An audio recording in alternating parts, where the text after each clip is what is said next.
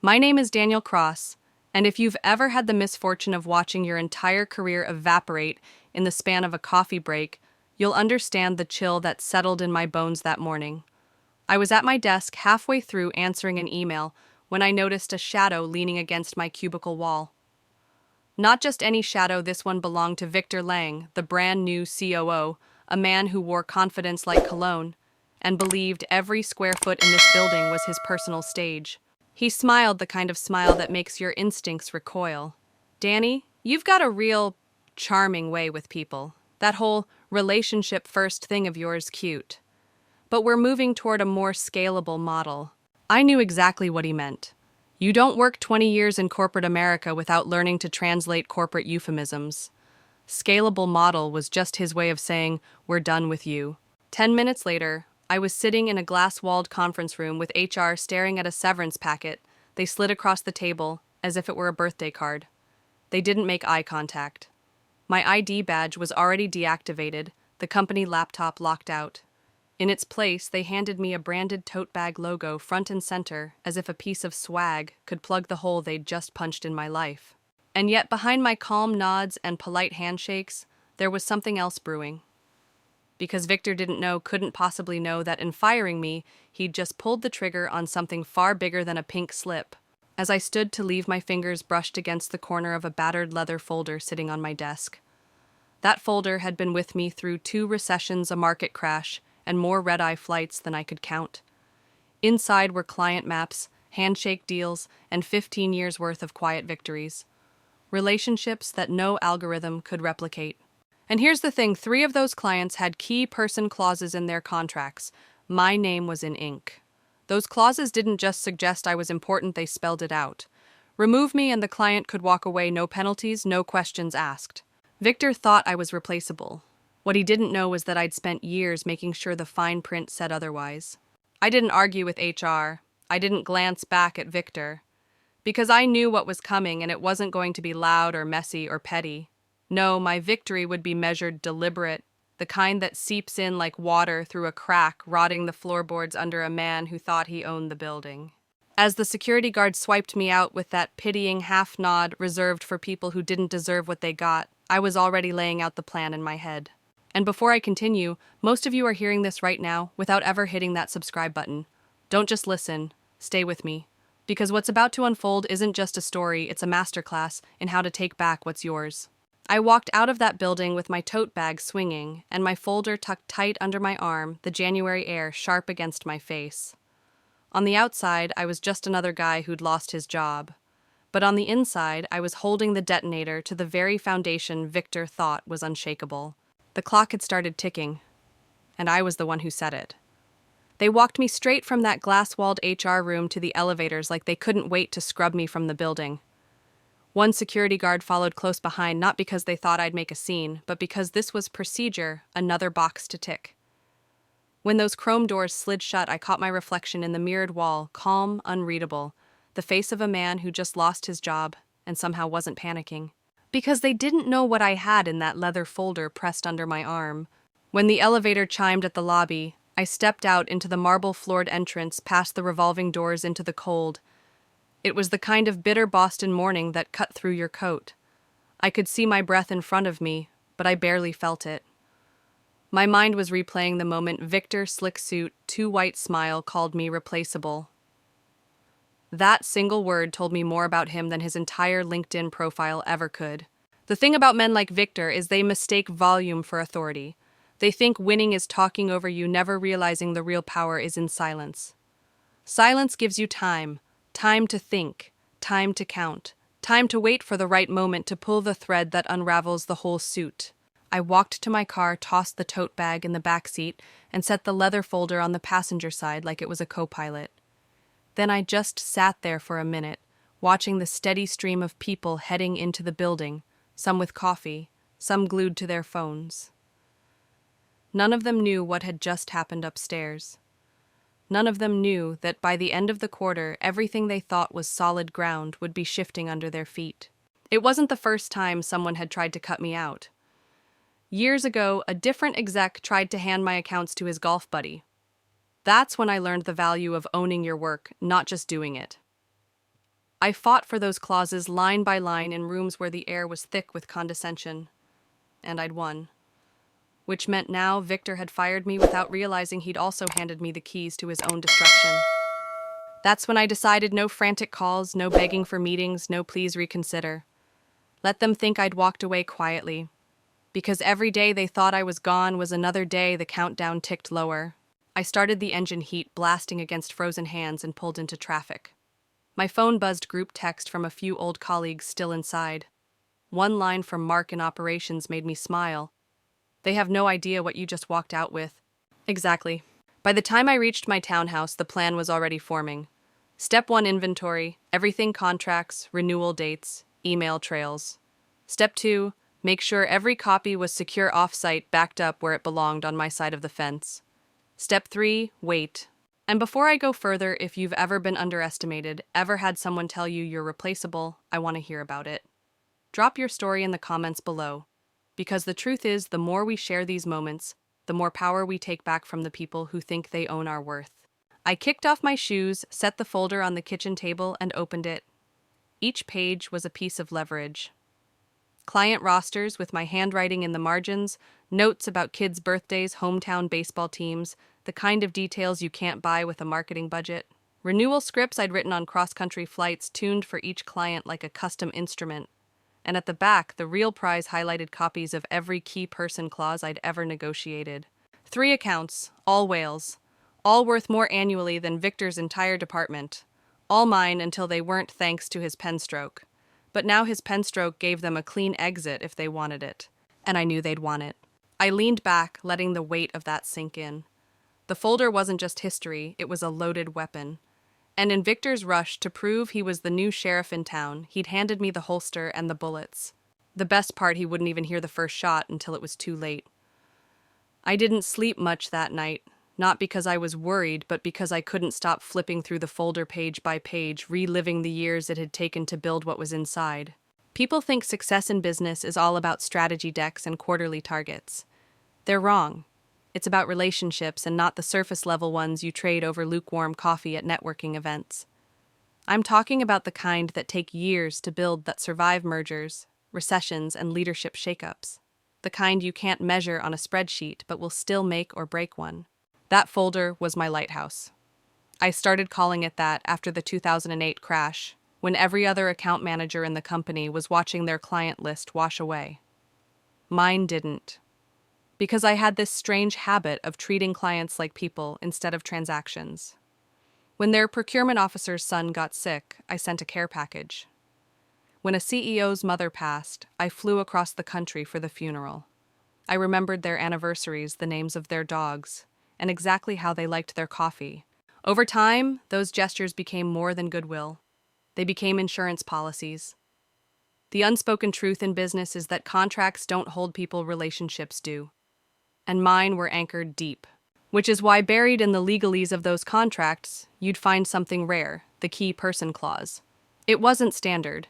In fact, our legal department used to roll their eyes whenever I insisted on it. But I was relentless. Every time we closed a big deal, I'd push for that clause language that said if I left the company, the client could walk without penalty. Most execs hated it. But the clients, they loved it. Because it told them I was committed to them first, not just the company logo on my business card. And in return, they were committed to me. Now here's where it gets interesting. 3 of my biggest clients, the whales, had that clause. 3 accounts that together brought in more annual revenue than Victor's entire leadership team combined. On top of that, I had my renewal scripts, customized plans for every conversation, every follow-up, every subtle nudge toward an upsell. These weren't templates you could copy-paste. They were living documents shaped by years of knowing exactly what each client valued. I flipped to one from 2 years ago marked up in red pen. Don't mention budget cuts frame as strategic reallocation. That one line had saved a $4 million contract when their board was looking to slash expenses. And here's the kicker, those scripts weren't company property. Every year I licensed them back to the company at a negotiated rate. It was in writing, employee-originated methodology, licensed, not assigned. They expired the day I was terminated. Which meant that as of 5:15 p.m. yesterday, anyone using them was in violation. I leaned back in my chair, feeling the slow, steady burn of realization. Victor had taken my job, but in doing so, he'd also severed the very lifeline keeping three of the company's most profitable accounts in place. And he had no idea. It wasn't bravado, it was math. I pulled a legal pad toward me and started jotting dates, renewal cycles, upcoming contract anniversaries, industry events. I circled 3 in red moments I knew my absence would be impossible to ignore. Not because the work wouldn't get done, but because it wouldn't get done my way. That's the part most people never understand about what I do. It's not just about showing up, it's about showing up right. The right words, the right timing, the right gesture when it matters most. You can't train that into a replacement in a week. By 2 a.m., I had a plan. Not a loud one, not the kind you announce with a flourish. This was going to be a quiet campaign, the kind where you sit back and let the other side talk themselves into trouble. I closed the folder, slid it into my desk drawer, and turned off the light. Tomorrow, the countdown would keep running, and when the clock hit 0, Victor wouldn't be standing on a pedestal, he'd be standing on a trap door. The next morning, I brewed my coffee slow the way I do when I'm planning something big. Steam curled above the mug as I sat down at the kitchen table, slid the leather folder in front of me, and opened it to the section marked with a faded yellow sticky note. 3 words scrawled in my own handwriting stared back at me: check section 12C. That note was from years ago during a late-night contract review, when another exec tried to carve me out of a deal I'd personally closed. I'd been younger, then less patient, and a lot more willing to go to war over what was mine. That fight had ended with me in a conference room face-to-face with our old general counsel, hammering out language that would change the trajectory of my career. Section 12C wasn't just a clause. It was a loaded weapon hidden in plain sight. It spelled out exactly what would happen if the company terminated me without cause, and then tried to force me to keep working on certain accounts. I read it again, line by line. Non-compete and non-solicit dissolve with respect to employee-originated accounts. Any attempt to compel service triggers a mandatory buyout equal to 2.5 times the trailing 12-month revenue from those accounts. Continued use of my licensed materials post-termination constitutes willful infringement with mandatory fee shifting. In plain English, if they fired me and still wanted my work or even touched my lighthouse scripts without paying me, they'd owe me more money than Victor probably made in a decade. I smiled into my coffee. This wasn't about revenge. I didn't set out to write that clause just to corner someone like Victor one day. I'd fought for it because I'd learned the hard way that without paper, without signatures, loyalty in corporate America is worth less than the ink in a printer cartridge. But now that they'd handed me the exact conditions that triggered it, I'd be lying if I said I didn't feel a spark of satisfaction. That's the thing about leverage, you don't wave it around. You keep it close hidden until the moment it matters most. And for me, that moment was coming fast. I opened another section of the folder, Exhibit D, Employee-Originated Accounts. This was the master list, the names of the clients tied directly to me under the terms of the contract. All 3 whales were there in black ink, confirmed by signatures from legal operations and the client side. The weight of that page alone could sink a career. I remembered negotiating it. Some clients were easy, they already saw me as their point of contact and wanted it in writing. Others required more finesse. I'd sit across the table from their legal counsel, holding my ground, while the minutes dragged past midnight, until finally they'd concede. I'd walk out with a signed contract and a quiet grin, knowing I'd just secured another inch of my own independence. Now every inch of that independence was about to become a noose around Victor's neck. I closed the folder gently, like you might close a safe, and looked out the window. Across the street, the neighbor's kid was practicing free throws in the driveway, missing more than he made. It made me think about all the people in that building yesterday, thinking they could just swap me out and hit the same numbers. They'd miss every time. Because what I had wasn't on a spreadsheet. It was in the way I remembered that client number 2's CFO preferred single malt over bourbon, or how client number 3's VP of procurement had a daughter starting college in the fall and was worried about tuition. You can't feed that into an algorithm and get the same loyalty back. The beauty of Section 12C was that it didn't require me to lift a finger. The moment those clients decided they'd had enough of Victor's scalable model, the clause would do the rest. And judging by what I knew about those renewal dates, I wouldn't have to wait long. I poured a second cup of coffee, already picturing the scene. A boardroom gone quiet, a stack of contracts on the table, and the dawning realization that the cheapest decision they ever made was about to become the most expensive. They'd written the ending themselves. All I had to do was turn the page. 3 days after they walked me out, I started hearing whispers from the inside. Not from the people at the top, those voices don't whisper, they spin, but from the ones who actually see the gears turning. A friend from operations called late one night, his tone halfway between disbelief and gallows humor. "Danny," he said, "you wouldn't believe the rollout plan Victor's cooked up for your accounts?" I told him to try me. Turns out the grand strategy was a single 1-hour webinar and a chain of mass emails so generic they could have been written by a high school intern. No personal calls, no quiet check-ins, no "how's your kid's game this weekend," the kind of touches that actually keep million-dollar clients from drifting. The emails were stiff corporate boilerplate. "We value your continued partnership during this exciting transition." The kind of language that screams, "We have no idea who you are." And here's the part that made me lean back in my chair and laugh a slow, quiet laugh that comes when someone hands you a gift without realizing it. One of the whales, a defense contractor I'd worked with for 7 years, had a procurement officer who could smell insincerity like a bloodhound. If they got that email, I knew exactly what would happen next. Sure enough, 2 days later, the first shot landed. A formal notice invoking the key person clause, polite, surgical, and absolutely final. Effective immediately, they were terminating for convenience. That account alone was worth more in annual revenue than Victor's entire leadership team's combined salaries. I could almost picture the boardroom when that email hit, Victor blustering about expected churn, the CEO shifting in his seat, the legal team flipping through the contract with dawning dread. And that was just the beginning. I poured myself a drink that night, not to celebrate, but to mark the moment the first crack appeared in the wall. Because I knew something they didn't, cracks never stay small. The next morning I heard from client number 2. Not directly, they were too professional for that, but through a mutual contact who casually mentioned they're exploring their options. Translation: they were halfway out the door already. Client number 3 was a wild card. Their renewal date was months away, but I knew their COO. The man was loyal to a fault to people, not companies. He'd once told me, "You show up when it matters. That's worth more than price." Victor didn't even know his name. The more I thought about it, the more I realized Victor's plan wasn't just flawed, it was a gift.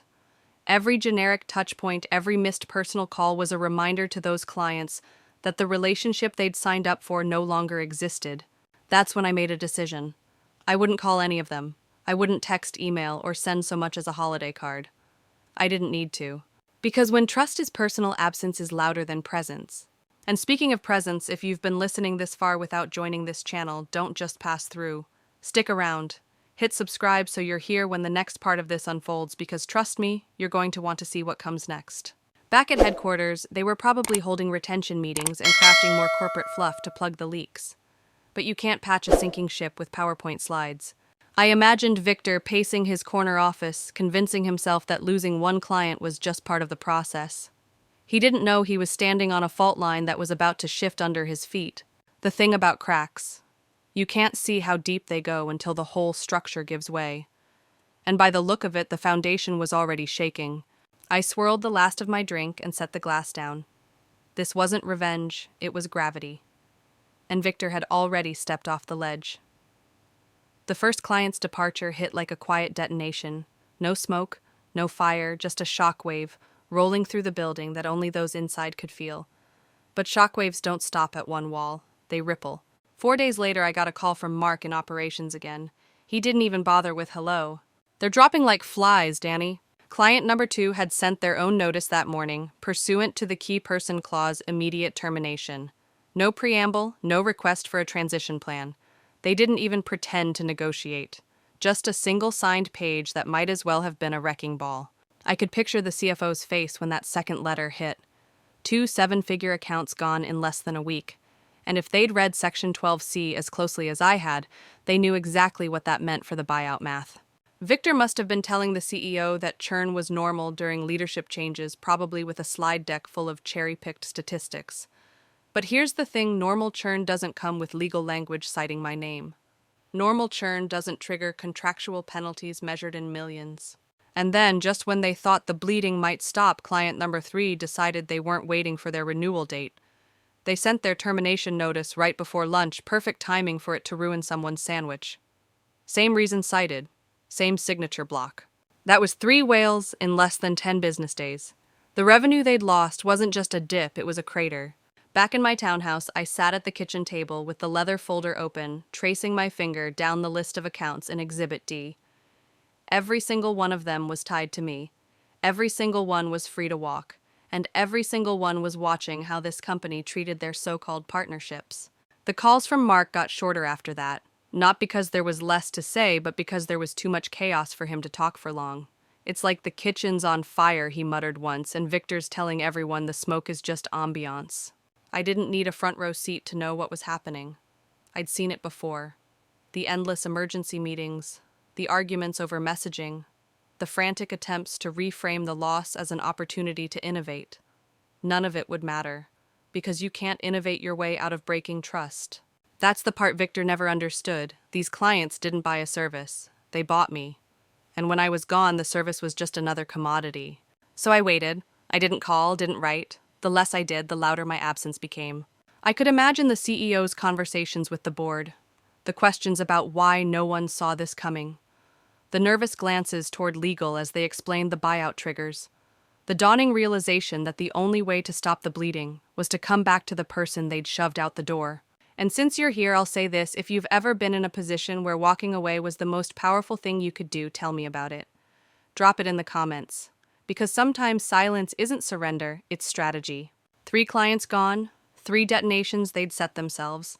And somewhere deep in that boardroom, the clock on Section 12C was ticking louder than anyone wanted to admit. I leaned back in my chair, closed the folder, and let the quiet settle in. This wasn't the kind of victory you sprint toward. It was the kind you let come to you step by inevitable step. And judging by the sound of that ticking clock, the next step was almost here. It was almost poetic the way they managed to make things worse for themselves without any help from me. I hadn't lifted a finger since walking out of that building, and yet they were already digging the hole deeper. The call came from an old contact in marketing, someone who'd been around long enough to know the difference between a simple misstep and a full-on disaster. Her voice was tight, like she was trying to keep the conversation casual, but couldn't quite pull it off. "Danny, I think they're still using your Lighthouse scripts." I didn't answer right away. I just let the silence stretch while I reached for my coffee, taking a slow sip. When I asked, finally, "Last week, the whole team got an email from Victor's office with a new client retention playbook. Only, it wasn't new." She paused. "It was yours. Word for word." That was the moment the quiet satisfaction hit me. The Lighthouse methodology wasn't just my work, it was my property. Every year, I'd licensed it to the company for 12 months at a negotiated rate. That license expired the day they fired me, which meant every single use after that wasn't just a breach, it was willful infringement. In legal terms, willful infringement is like lighting a flare over your own position and shouting, "Sue me." It opens the door to damages that can multiply faster than a bad rumor. And in my case, Section 12C made it crystal clear any continued use without a valid license triggered mandatory fee shifting. Translation, they'd be paying my legal fees on top of everything else. I walked over to my desk, opened the bottom drawer, and pulled out a small fireproof safe. Inside was every signed license agreement going back a decade, each one marked employee-originated methodology, licensed, not assigned. Right behind them were the access logs I'd set up long ago, alerts that pinged me anytime someone opened the shared drive where the scripts were stored. I didn't even need to open the logs to know what I'd find. Still, I clicked through on my laptop, watching the timestamps pop up in neat little rows, logins from company IP addresses, file downloads, edits, all post-termination, all recorded. This was no longer just about the buyout math. This was a second front opening in the same war, and they'd walked straight into it without realizing. That night I laid everything out on my dining table: contracts, license agreements, access logs. It looked less like paperwork and more like a battle map. Every page was a position I could defend. Every signature was a weapon they'd handed me voluntarily. I didn't feel anger. That had burned off days ago. What I felt now was control, clean, steady control. They'd tried to erase me, but all they'd really done was underline my name in ink, too permanent to scrub out. The funny thing, if Victor had taken the time to understand what he was firing, he might have avoided all this. But arrogance is loud. It drowns out the fine print. And the fine print was mine. If you've ever had someone take what's yours and act like they own it, you know the moment I'm in right now. Tell me, how did you take it back? Share it below. Stories like that. They're fuel. I gathered the papers into 2 neat stacks, one for the contractual side, one for the intellectual property side. Together they weren't just leverage, They were inevitability.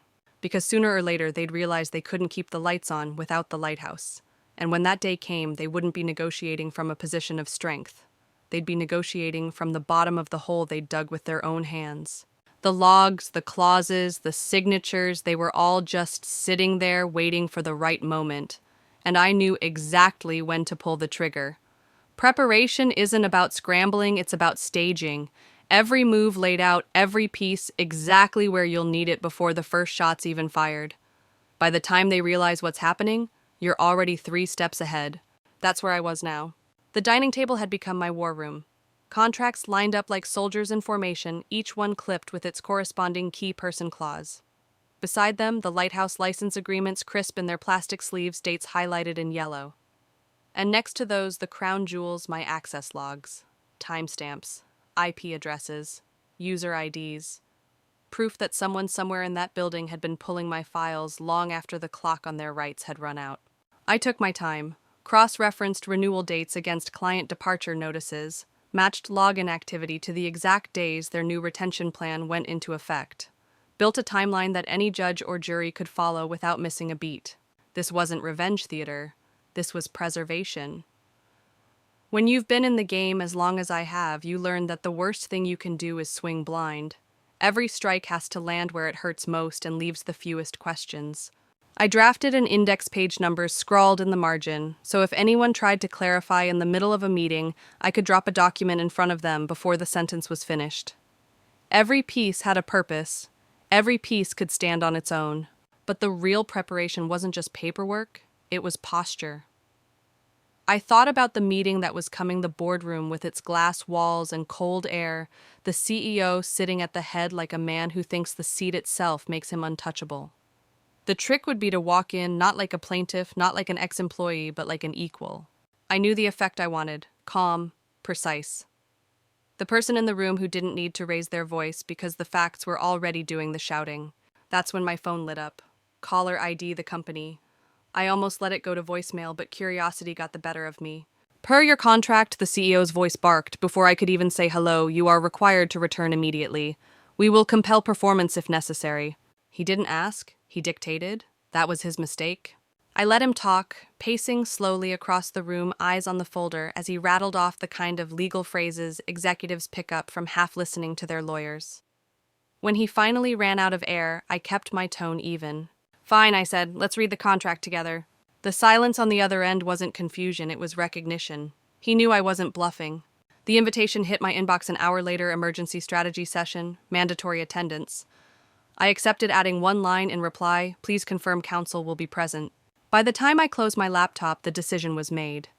I pulled a slim leather folio from the shelf and loaded it with 3 pristine copies of my employment agreement. Then I reached for a separate folder, thicker, heavier, marked in black Sharpie lighthouse, complete. The folio was for show, the folder was the weapon. I laid both on the table side by side like a magician rehearsing the final reveal. Then I sat back, closed my eyes, and pictured the faces I'd be seeing across that boardroom table. They thought they'd called me in to negotiate. They had no idea they were walking into their own trap. If you've ever been in a moment where all the pieces were in place and all you had to do was show up to win, the anticipation I'm talking about, tell me, how did you play it? The truth was, my work was already done. The documents, the dates, the clauses, they were the quiet army I'd been building for years. All I had to do now was bring them into the light, and in less than 24 hours, that light was going to hit like a spotlight on a guilty man's face. The boardroom was colder than I remembered, not just from the overworked HVAC, but from the way everyone went still when I stepped through the door. You can always feel it, that subtle tightening of the air when a room knows it's about to have a bad day. The CEO was at the head of the table, tie, slightly crooked paper cup instead of his usual brushed steel tumbler. A man running on caffeine and denial. To his right, Victor lounged back, like this was a formality, the corner of his mouth curled in that smirk I'd been seeing in my head for a week. HR was tucked off to the side, papers in hand. They didn't actually need lips pressed tight. And at the far end, the general counsel, older, composed, already flipping open a legal pad. I didn't sit right away. Instead, I set my leather folio down with a soft thud that somehow made the room quieter. Then I placed the thicker folder beside it. No words yet, just the sound of a chair sliding back as I took my seat. The CEO launched into his opening like he'd been rehearsing it, phrases like critical operational need, breach of obligation, compel performance. Each word aimed to sound heavy, but they were floating, empty. When he finally paused for air, I unzipped the folio, drew out 3 identical copies of my employment agreement, and slid them forward, one to him, one to counsel, one to HR. "Let's read it together," I said, calm as glass. From my blazer pocket, I pulled 2 yellow flags and placed them where I wanted their eyes to go, Section 12C and Exhibit D. I didn't explain them, didn't need to. The counsel adjusted his glasses and began reading, skimming at first, then slower lips, moving silently. I watched the change hit him. First the pause, then the reread, then the stillness, pen no longer tapping against the table. His gaze flicked from the clause to me, and in that glance, I knew he'd just realized exactly what they'd walked into. Victor's smirk wavered just enough for me to catch it. HR had stopped shuffling papers entirely. The CEO leaned back as if physical distance from the document could change the words printed on it. I broke the silence. Section 12C was negotiated after a prior attempt to reassign my accounts without acknowledgement or credit. It specifies conditions for termination without cause, and what happens when the company attempts to compel my continued service. I tapped Exhibit D. And these are the employee-originated accounts you've been trying and failing to keep. Counsel's voice was steady but slower now as he read aloud for the room: the dissolution of non-competes, the 2.5x revenue buyout, the infringement penalties for using Lighthouse without a license. Each item landed heavier than the last. When he stopped, the room stayed quiet. That kind of quiet you get right before a storm breaks. I let them sit with it, let the clock tick loud enough to hear. Because the truth, this wasn't even the end of what I had to show them. And I'll tell you exactly what happened next, how the number that would crush their quarterly profit landed in the middle of that table right after we walked through the next move that set it all up. Stay here for it. The CEO's jaw tightened. Victor glanced at me like he was trying to find some crack in the armor. But they were already in the trap, and everyone in the room knew it. I leaned back, hands resting lightly on the table. They thought they'd called this meeting to force my hand. But the moment those yellow flags hit paper, the power shifted, and now it was my turn to decide just how far this would go. The general counsel didn't rush. That's how I knew he'd seen something lethal. Lawyers only slow down when they realize every word matters, and when they're trying to buy a few more seconds before their client understands what's about to hit them. He kept his palm pressed flat on the page as if holding it in place would somehow keep the numbers from spilling into the room. Finally, he cleared his throat. Upon termination without cause, he began, his voice low, but carrying non-compete and non-solicit clauses, dissolve for all employee-originated accounts. Any attempt to compel service triggers a mandatory buyout equal to 2.5 times the trailing 12-month revenue from those accounts. Continued use of Lighthouse materials post-termination without license constitutes willful infringement with fee shifting. Every syllable landed like a hammer. I watched the CEO lean back, eyes narrowing, doing mental math he didn't want to finish. HR's lips moved silently, reading the clause for themselves, then glancing toward the door like maybe this was the moment to disappear. And Victor, well, his smirk had evaporated, completely replaced by that vacant stare of someone realizing the chessboard isn't set up the way they thought. I didn't interrupt. I wanted them to feel the weight of it.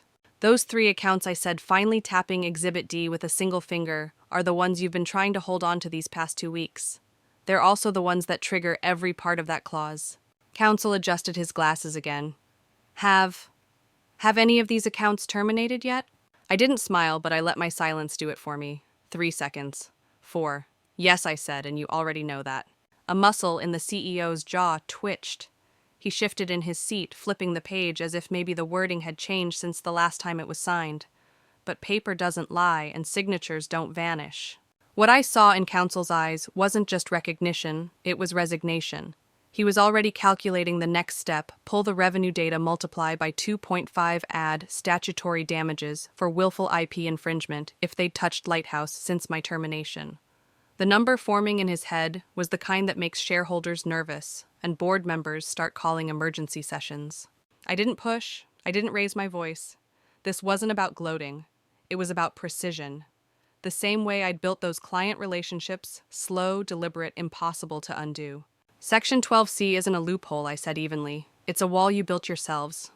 All I did was make sure it was reinforced. Victor shifted forward like he was going to speak, then thought better of it. He must have known that anything he said now could make things worse.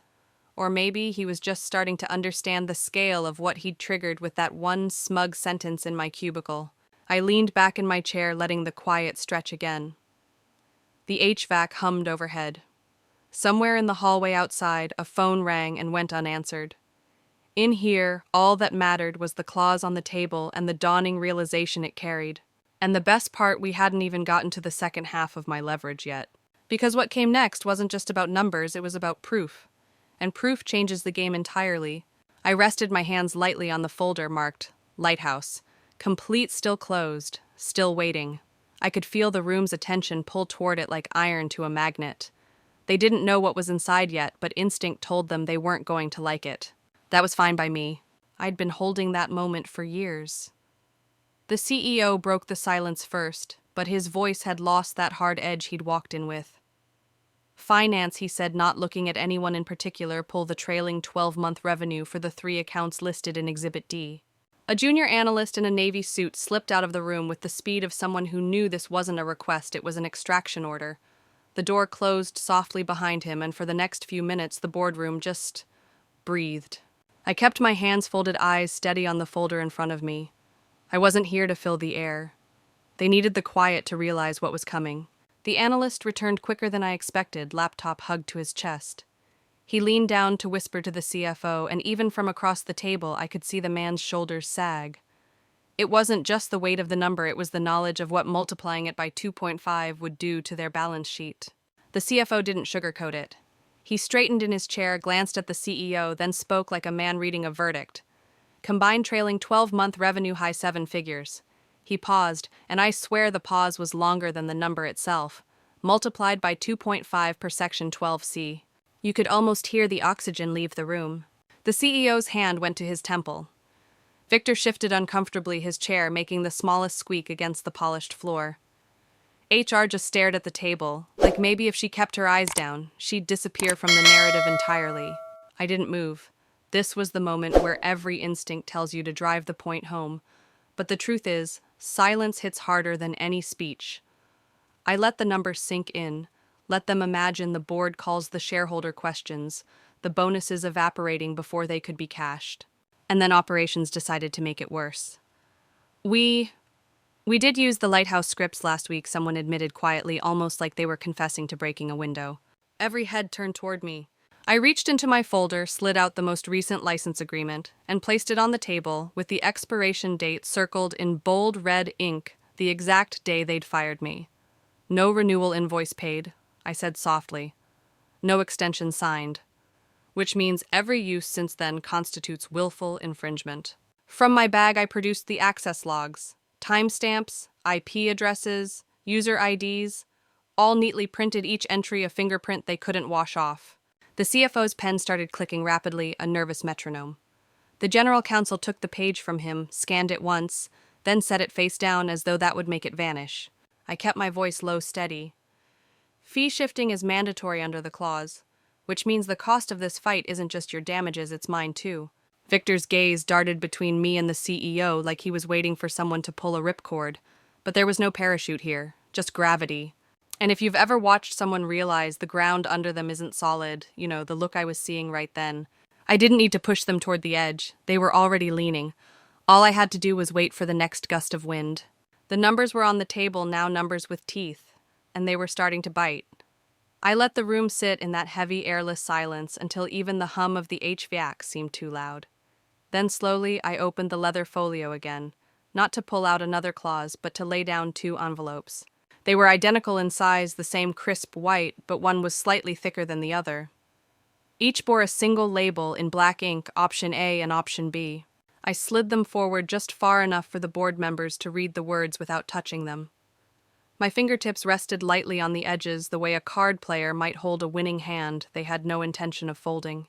Option A I began evenly is the only escape hatch you have left. I could feel every eye in the room on me now, the tension pulling tighter with each second. You retain me as an independent consultant at $900 an hour, 200-hour minimum payable in advance. No 30-day payment games. The VP resigns immediately, his departure announced with the same cheerful internal memo you used to welcome him.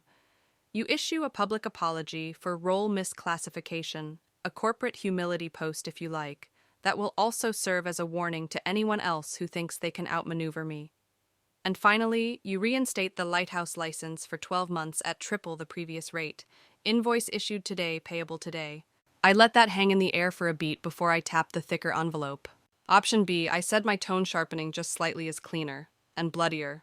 The CEO's jaw flexed. The general counsel leaned in a fraction, already dreading what was coming. I decline. I walk across the street to your competitor, who for the record has already papered agreements with my 3 whales. I'm their named key person again. You wire the buyout amount triggered by Section 12C plus infringement damages for every unauthorized use of Lighthouse post-termination. The deadline is Friday at 5 p.m. No negotiations, no extensions, no second chances. No one spoke. The CFO's gaze lingered on the thicker envelope, then flicked away like the weight of it was too much to look at directly. Victor shifted forward in his chair, trying to summon whatever bravado he had left. This is extortion, he snapped.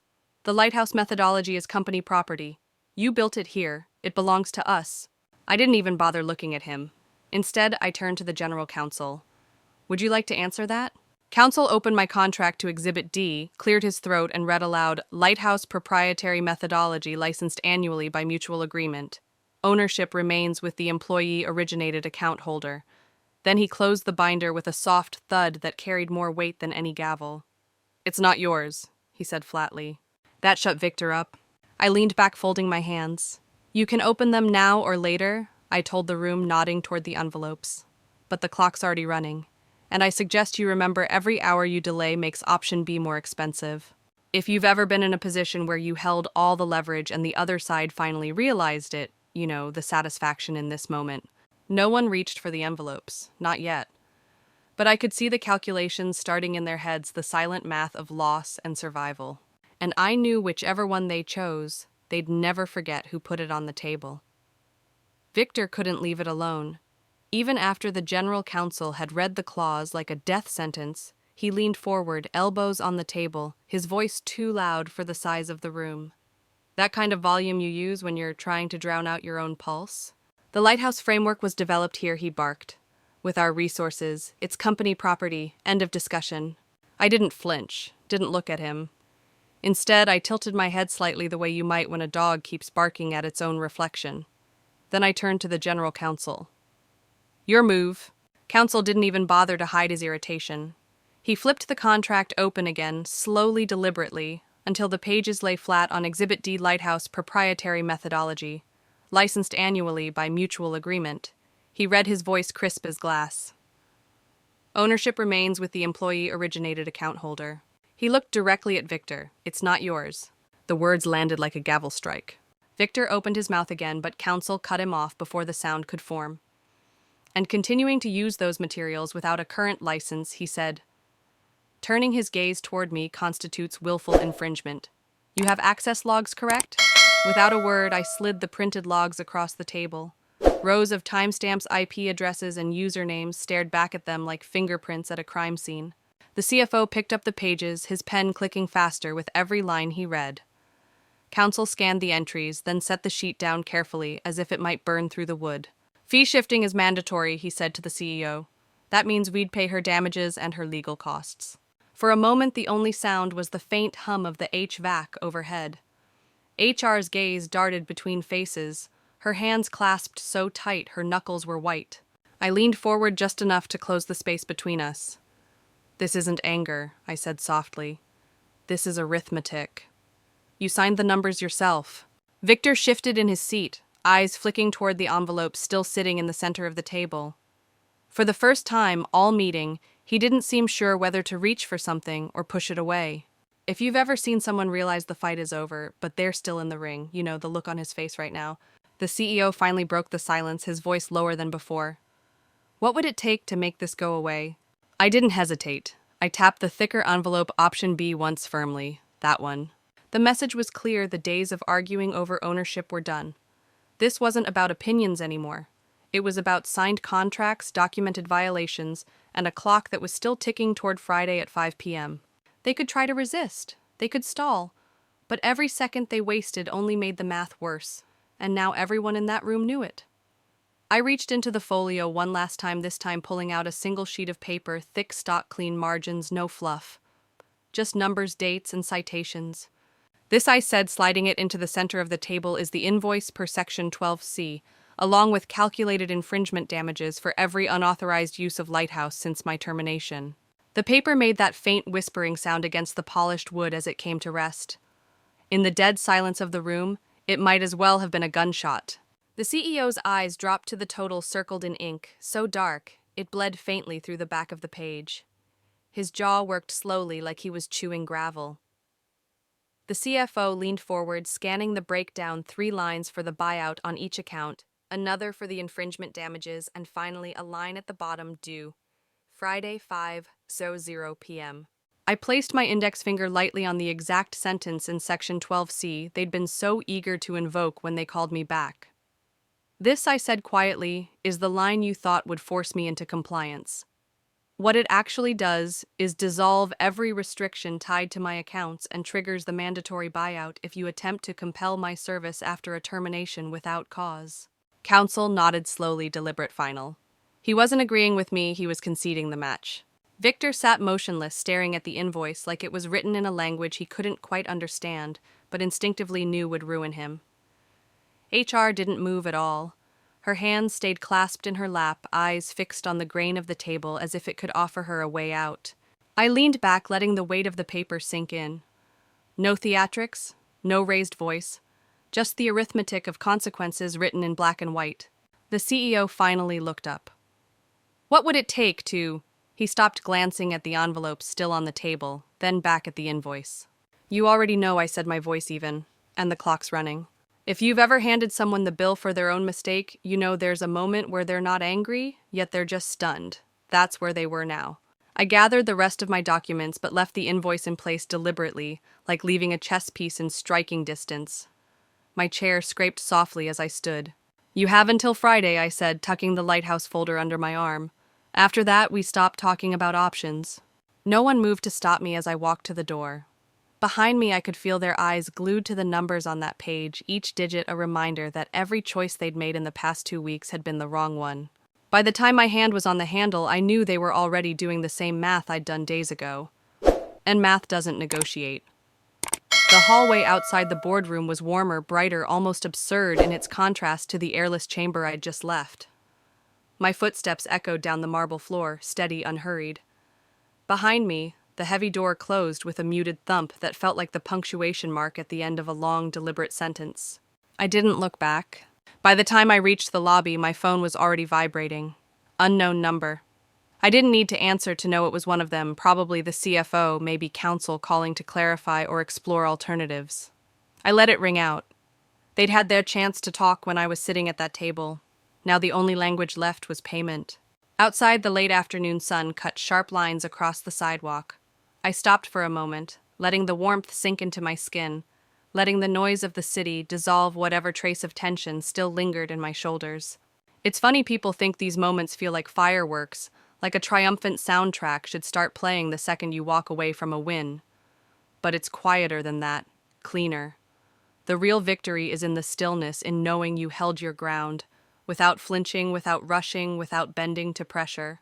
I crossed the street to the cafe where I'd been staging most of my moves these past 2 weeks. My usual table by the window was open. The barista gave me a nod, same order, no questions. I set the Lighthouse folder on the table, its weight both literal and symbolic, and flipped it open one last time. The documents inside weren't just proof, they were a reminder. Years of work strategy and foresight bound together in plastic sleeves. Contracts I'd insisted on negotiating when others told me to just sign. Logs I'd set up quietly without fanfare, because I knew the day might come when I'd need them. That day had come, and I'd walked into it ready. I thought about the people still sitting in that boardroom, the CEO staring at the circled total on the invoice. Victor finally silent. Counsel already drafting the memo to the board, explaining why this wasn't going to be a quick or cheap problem to solve. HR wishing she'd taken a different seat or a different job entirely. They'd make their choice soon enough. Maybe they'd wire the payment and take option B. Maybe they'd try to salvage their pride with option A. Either way, the outcome was the same. I'd already won. I pulled out my phone, opened my calendar, and blocked off Friday at 5:00 p.m. Not as a deadline, but as a milestone. Whatever happened after that was just fallout.